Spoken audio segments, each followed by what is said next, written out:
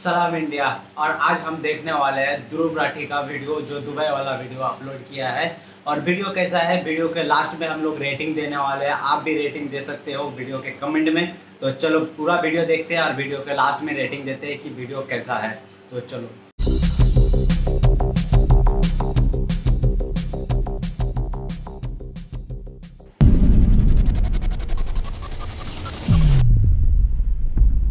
नमस्कार दोस्तों, Saudi Arabia में एक ऐसा शहर बनने जा रहा है जो दिखने में सीधा किसी साइंस फिक्शन फिल्म का हिस्सा लगता हो। एक ऐसा फ्यूचरिस्टिक शहर जो एक लाइन में डिजाइन किया गया है। 170 किलोमीटर लंबी लाइन। ये लाइन ऊंचाई में 500 मीटर ऊंची, यानी आईफिल टावर की हाइट से भी ज्यादा ऊंची।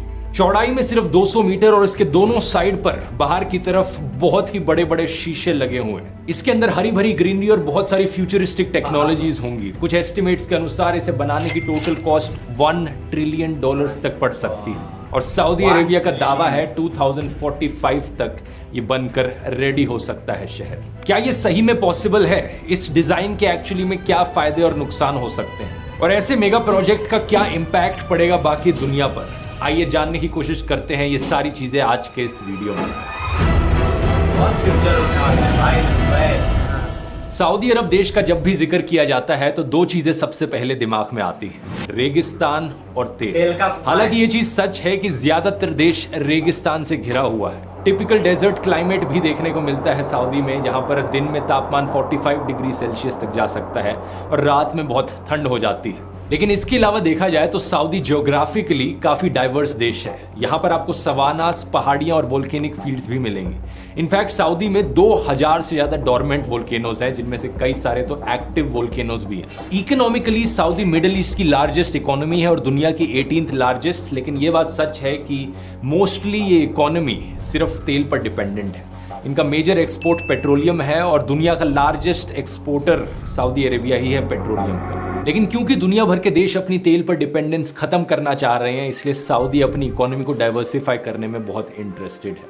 इस रीजन के कई और देशों की तरह, जैसे कि यूनाइटेड अरब एमिरेट्स ने भी बहुत कोशिश करी तेल से अपनी डिपेंडेंस खत्म करने की। यही कारण है कि दुबई को इतना बड़ा टूरिज्म हब बनाने की कोशिश करी गई है। सिमिलरली सऊदी अपना प्लान लेकर आया है, सऊदी विजन 2030।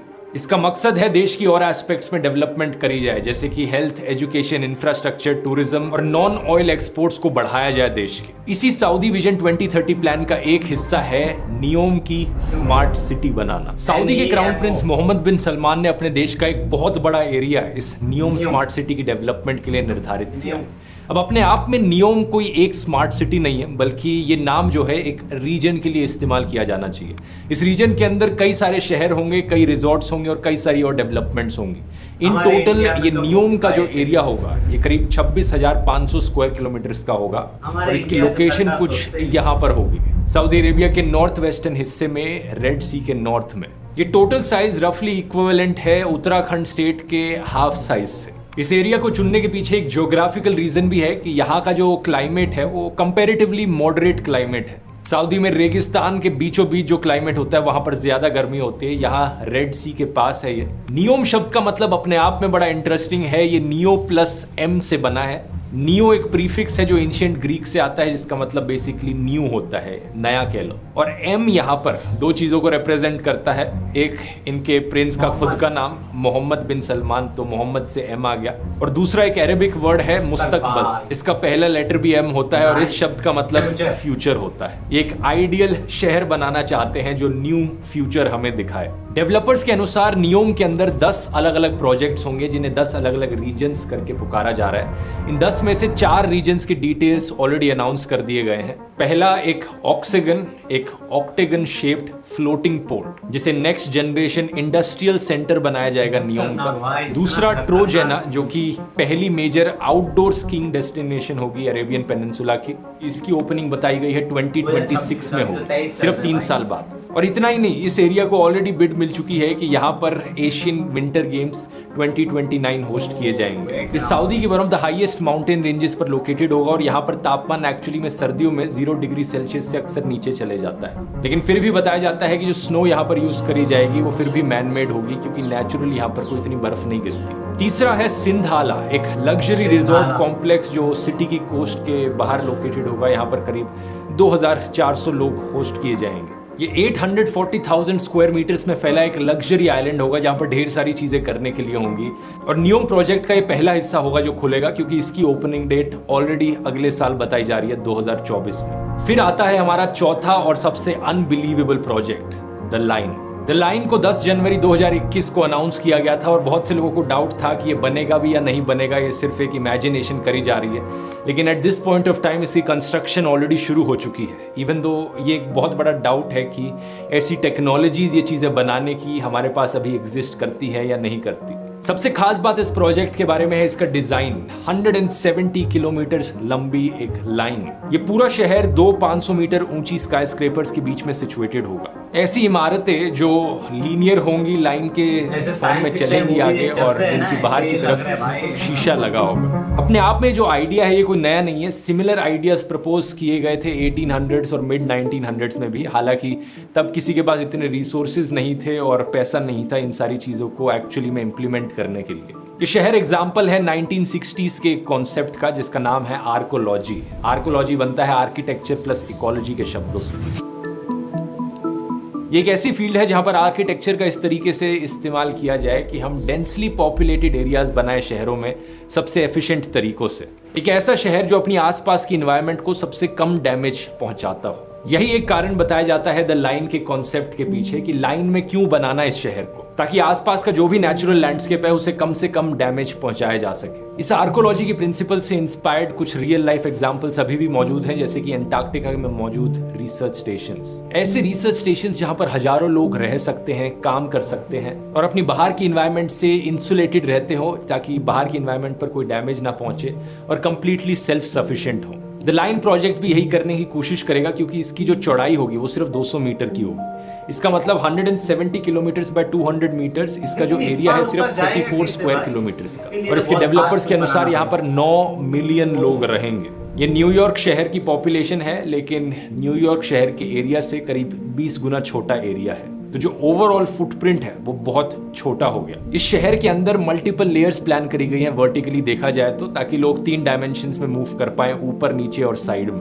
और इस नए कॉन्सेप्ट को इन्होंने नाम दिया है जीरो ग्रेविटी अर्बनिज्म। ऊपर से इनके डेवलपर्स का दावा है कि न्यूम को 100% रिन्यूएबल एनर्जी से पावर किया जाएगा। सोलर, विंड और हाइड्रोजन बेस्ड पावर जनरेशन का इस्तेमाल किया जाएगा। इसके अंदर ट्रांसपोर्टेशन के लिए कोई सड़कें नहीं होंगी, कोई गाड़ी नहीं होंगी, बल्कि लोगों के चलने की जगह होंगी, जहां पर पार्क्स होंगे, ग्रीन स्पेसेस होंगी। और क्योंकि ये 170 किलोमीटर लंबी लाइन है, हाई स्पीड ट्रांसपोर्टेशन का इस्तेमाल किया जाएगा लाइन को एंड टू एंड कनेक्ट करने के लिए। अंदर का डिजाइन इस तरीके से होगा, इनका कहना है कि हर चीज 5 मिनट के वॉकिंग डिस्टेंस पे available. Residents have access to all their daily needs within 5-minute walk neighborhoods. अंदर क्लाइमेट कंट्रोल भी किया जाएगा ताकि ये कंसिस्टेंट क्लाइमेट रखा जा सके, इवन दो अगर बाहर बहुत जलती हुई गर्मी भी है। और क्योंकि ये लाइन एक एंड से समुद्र तक जाएगी, रेड सी तक, इसे ट्रेडिंग के लिए भी एक बड़ी पोटेंशियल बताया जाता है, क्योंकि दुनिया की ट्रेड का 13% हिस्सा एक्चुअली में सुएज कैनाल से होता हुआ गुजरता है। ऊपर से एक नियोम बे एयरपोर्ट बनाया जाएगा इसके पास, जिसकी लोकेशन ऐसी होगी कि 40% दुनिया की चीजें उससे सिर्फ 6 घंटे दूर हों। ये तो इसलिए क्योंकि सऊदी अरेबिया की अपने आप में ही लोकेशन ऐसी है कि यूरोप, एशिया, अफ्रीका सबका एक सेंट्रल पॉइंट बन जाता है। फिर इनके डेवलपर्स का दावा है कि आर्टिफिशियल इंटेलिजेंस को द लाइन में सीमलेसली इंटीग्रेट किया जाएगा, पर्सनल और कमर्शियल लाइफ दोनों में। यहाँ सिस्टम्स बनाए जाएंगे जो डेटा गैदर करे, एनालाइज करे और हर किसी को पर्सनली केटर करे उससे। इसका एग्जैक्टली मतलब क्या हो सकता है ये गेस करना बड़ा मुश्किल है, लेकिन ये एक बड़ी डिस्टोपियन चीज भी हो सकती है। आप इस स्मार्ट शहर के अंदर जहां भी घूमते हैं, जहां भी जाते हैं, आपको ट्रैक किया जाएगा और उसके बेसिस पर आपको एड्स बेची जाएंगी या प्रोडक्ट सेल किए जाएंगे। ये एक बहुत बड़ा डेंजर पॉइंट है ऐसे फ्यूचरिस्टिक शहरों का। वैसे ये चीज ऑलरेडी कुछ हद तक आपके साथ ऑलरेडी करी जाती है जब आप इंटरनेट का इस्तेमाल करते हैं। जहां जहां आप जिस वेबसाइट पर जाते हैं वो वेबसाइट आपको ट्रैक करती है, आपके लाइक्स और डिसलाइक्स को समझती है कि अमेज़न पर आप क्या खरीद रहे हैं, सर्च क्या कर रहे हैं, गूगल पर किस चीज़ के लिए सर्च कर रहे हैं। अच्छा, आपको उस चीज़ में इंटरेस्ट है तो आपको जो एड्स दिखाई जाएंगी उसी प्रोडक्ट की दिखाई जाएंगी जिस चीज़ में आपको इंटरेस्ट होगा। इस तरह की ट्रैकिंग अगर एक नेक्स्ट लेवल पर पहुंच गई और भी खतरनाक हो सकती है। लेकिन इंटरनेट पर अपने आप को ट्रैक होने से बचाने का एक बहुत ही आसान तरीका है VPN का इस्तेमाल करना। और मेरी राय में one of the best VPN apps है यहाँ पर NordVPN। NordVPN आपको इंटरनेट पर एक सिक्योर और प्राइवेट कनेक्शन देता है। आपके इंटरनेट ट्रैफिक को रूट किया जाता है एक रिमोट सर्वर के थ्रू। इसका बेसिकली मतलब ये हुआ कि आपका आईपी एड्रेस छुप जाता है। आप चाहें तो अपनी लोकेशन स्पूफ कर सकते हैं ये प्रिटेंड करके कि आप किसी और कंट्री में हैं। NordVPN के पास हजारों सर्वर्स हैं दुनिया भर में। इससे तब भी मदद मिलती है जब आप कुछ कंटेंट स्ट्रीम कर रहे होते हैं ऑनलाइन और किसी दूसरी कंट्री में रहकर आपको उस कंट्री के हिसाब से कंटेंट स्ट्रीम करना हो, कोई स्पेसिफिक शो या मूवी देखनी हो जो आपकी कंट्री में अवेलेबल नहीं है। जो कंट्री रिस्ट्रिक्शंस है उन्हें बाईपास किया जा सकता है VPN के थ्रू। ऊपर से जब आप VPN का इस्तेमाल करते हैं तो वेबसाइट्स आपकी कोई पास्ट हिस्ट्री का रिकॉर्ड नहीं रख सकती। जब फ्लाइट्स और होटल्स बुक कराएंगे वहां पर भी आपको बेस्ट पॉसिबल डील्स मिलेंगी क्योंकि आपको पहले से ट्रैक नहीं कर रखा होगा उन वेबसाइट्स ने। आप इंटरेस्टेड हैं अभी जाकर ट्राई आउट कर सकते हैं। NordVPN का 2 साल का प्लान आपको एक बड़े डिस्काउंट पर मिलेगा प्लस एक एडिशनल महीना फ्री मिलेगा अगर आप ये लिंक इस्तेमाल करेंगे nordvpn.com/dhruv। और ये रिस्क फ्री है क्योंकि NordVPN की 30 डे मनी बैक गारंटी है। ये लिंक आपको नीचे डिस्क्रिप्शन में भी मिल जाएगा। यहाँ NordVPN का धन्यवाद इस वीडियो को स्पॉन्सर करने के लिए। और अब अपने टॉपिक पर वापस आकर समझते हैं द लाइन प्रोजेक्ट की डार्क साइड को। क्यों ये शायद कभी पॉसिबल ना हो पाए। इस लाइन प्रोजेक्ट को कंप्लीट करने में सबसे पहला और सबसे बड़ा चैलेंज आएगा पैसे का। इस प्रोजेक्ट को फाइनेंस किया जा रहा है सऊदी अरेबिया के sovereign wealth private investment fund का। पब्लिक इन्वेस्टमेंट फंड इसका नाम है। ये बेसिकली इनके देश की सरकार के द्वारा बनाया गया एक फंड है जिसके पास बहुत पैसा है, नो डाउट। एस्टिमेट किया जाता है $620 बिलियन वर्थ ऑफ पैसा इस फंड में है। लेकिन यहाँ 2 प्रॉब्लम्स हैं। पहला तो ये कि ये जो फंड का पैसा है ये सऊदी अरेबिया की इकोनॉमी पर बहुत ज़्यादा डिपेंड करता है जो कि ऑयल पर आधारित है। ऑयल का प्राइस मार्केट में बहुत ज़्यादा ऊपर नीचे होते रह सकता है। जैसे कि 2020 में रियाद ने फिस्कल डेफिसिट देखा था $79 बिलियन का। और ये एक ऐसा देश है जहां पर 60% रिसोर्सेज ऑयल से डायरेक्टली रिलेटेड है। 2021 में सिर्फ 9% इनके जो एक्सपोर्ट्स हुए थे वो नॉन ऑयल एक्सपोर्ट्स थे।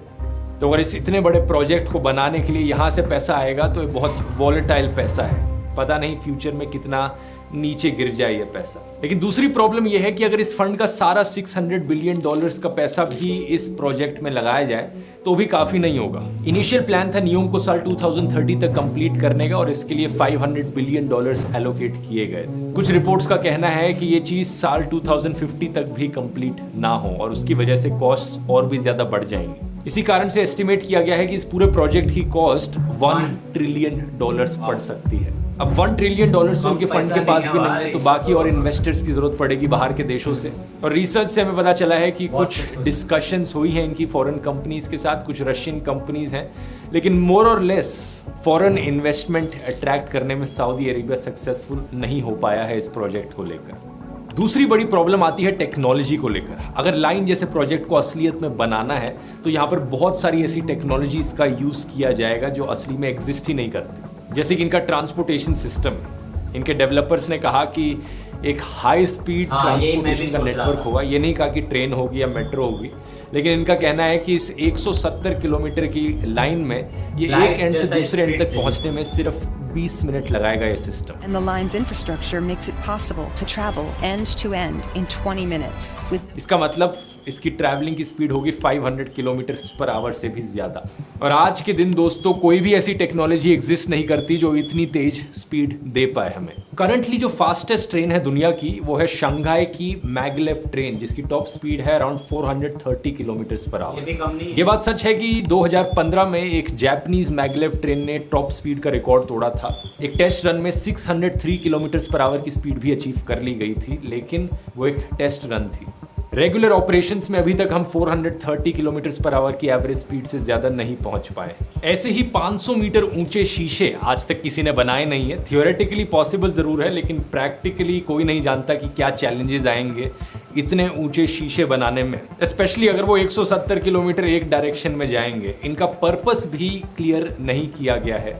अभी के लिए देखकर लगता है कि एस्थेटिक्स के लिए इन्हें सिर्फ लगाया गया है, बस कि दिखने में प्रोजेक्ट बहुत फ्यूचरिस्टिक और अच्छा लगेगा इसलिए इसके बाहर की तरफ शीशे लगा दिए गए हैं। इसका कोई प्रैक्टिकल यूज़ नहीं बताया गया। इसी तरीके से इस प्रोजेक्ट में बहुत सी ऐसी चीज़ें हैं जो आज तक कभी करके देखी नहीं गई हैं। कोई नहीं जानता कि प्रैक्टिकली ये पॉसिबल हो भी पाएगा या नहीं हो पाएगा। तीसरा पॉइंट आता है एनवायरनमेंट का। हालांकि इन्होंने क्लेम किया है कि एनवायरनमेंट पर इसका मिनिमल इम्पैक्ट होगा, इसलिए इसे स्ट्रेट लाइन में बनाया जा रहा है, लेकिन बाहर की तरफ शीशे लगाना उससे एनिमल मूवमेंट पर क्या इम्पैक्ट पड़ेगा। माइग्रेटरी बर्ड्स के लिए बहुत ही खतरनाक चीज़ हो सकती है। साथ ही साथ एक कंटिन्यूस दीवार सी बना देना जिसमें इधर से उधर जाने की कोई बीच में जगह ही ना बचे, ये लैंड एनिमल्स की क्रॉसिंग में भी बहुत ज़्यादा इंटरफेयर करेगा। ऊपर से कई लोगों ने इस चीज़ को क्रिटिसाइज़ किया है कि ये प्रोजेक्ट अपने आप को बड़ा सस्टेनेबल और जीरो कार्बन एमिशंस वाला बताता है, लेकिन 500 मीटर ऊंची लंबी बिल्डिंगें बनाना जो शीशे से कवर्ड हों और जो इतना दूर तक एक्सटेंड करें, इन्हें लो कार्बन मटेरियल से बनाना नेक्स्ट टू इम्पॉसिबल है। UNSW के प्रोफेसर फिलिप ओल्डफील्ड का कहना है कि ये सब अचीव करने के लिए एक फिनोमिनल क्वांटिटी लगेगी स्टील, ग्लास और कंक्रीट की, और सिर्फ इस लाइन को बनाने में ही 1.8 billion turns carbon dioxide release होगी। पूरा यूके का देश जो अपने कार्बन एमिशंस एमिट करता है 4 सालों में, ये उसके इक्विवेलेंट है। अपने इन्वायरमेंटल इम्पैक्ट के चलते नियोम को अक्टूबर 2022 में भी क्रिटिसाइज किया गया था, जब इसने होस्टिंग राइट्स जीते थे 2029 के एशियन विंटर गेम्स के। एक ऐसे देश में विंटर गेम्स होस्ट कराने का क्या तुक बना जहां पर स्कीइंग की नेचुरली कोई जगह ही मौजूद नहीं होती, सभी कुछ आर्टिफिशियल इन्वायरमेंट में क्रिएट होगा। इससे कितना ज़्यादा इम्पैक्ट पड़ेगा एनर्जी पर, लोकल वाटर रिसोर्सेज पर। फिर आती हैं आर्किटेक्चरल प्रॉब्लम्स। ये जो लाइन का डिज़ाइन है, ये बात सच है कि इसमें एरिया बहुत बचेगा, लेकिन कई मायनों में इससे इनएफिशिएंसी भी बहुत ज़्यादा बढ़ेगी, जैसे कि ट्रांसपोर्टेशन सिस्टम में। अगर पूरा शहर एक स्ट्रेट लाइन में रह रहा है और एक ही ट्रांसपोर्टेशन का रूट है इधर से उधर ले जाने के लिए, सारे 9 मिलियन लोग जो इस एक शहर में रहेंगे वो इस एक रूट पर डिपेंडेंट होंगे, जिसका मतलब है कि इस पूरे 170 किलोमीटर के रूट में कहीं भी एक प्रॉब्लम आ गई तो पूरे शहर का ट्रांसपोर्ट डिले हो जाएगा। ऐसा सिंगल पॉइंट ऑफ फेलियर बड़ा ही खतरनाक हो सकता है ऐसे डिज़ाइन के लिए। और फाइनली आखिरी प्रॉब्लम आती है दोस्तों, लोगों की। अगर ये सारे अलग अलग चैलेंजेस ओवरकम कर भी लिए जाएं, इन सारी प्रॉब्लम से डील करने का कोई ना कोई तरीका ढूंढ लिया जाए, आखिरी सवाल ये उठेगा यहाँ पर कि क्या लोग इसमें रहना भी चाहेंगे। इमेजिन करो ऐसे शहर में 2400 घंटे बिताना जहाँ पर बाहर की इन्वायरमेंट से आप टोटली कट ऑफ हो, एक आर्टिफिशियल बिल्डिंग जैसी इन्वायरमेंट के अंदर आप हमेशा रहने लग रहे हो। बाहर खुली हवा एंजॉय करने के लिए जाना है तो कुछ भी नहीं मिलेगा, बाहर निकलते ही आप पीछे मुड़कर देखोगे और दूर दूर तक बस एक शीशा दिखाई दे रहा है। ऊपर से अंदर जब भी रहोगे तो कॉन्स्टेंटली सरकार की सर्वेलेंस होगी, कॉन्स्टेंटली आपको ट्रैक किया जाएगा। सुनने में ये एक रहने लायक शहर कम और साइंस फिक्शन डिस्टोपिया ज्यादा लगता है। आपकी क्या राय है यहाँ पर? क्या आप ऐसे शहर में रहना चाहेंगे? नीचे कमेंट्स में लिखकर बताइए। मेरी राय में ये जो लाइन का ड्रीम प्रोजेक्ट है, आने वाले टाइम में ये एक ड्रीम ही बना रह जाएगा, इसी के ही ज़्यादा चांसेस लगते हैं। सो वीडियो अच्छा था कहीं ना कहीं, और इस वीडियो को अगर मैं रेटिंग देना चाहूँ तो 10 में से 6 रेटिंग देना चाहूँगा। आप लोग कितना रेटिंग देना चाहोगे कमेंट में दे सकते हो, और इसी तरह से और एक वीडियो में मिलते हैं। बाकी आप लोग मिलते रहो, बाय बाय।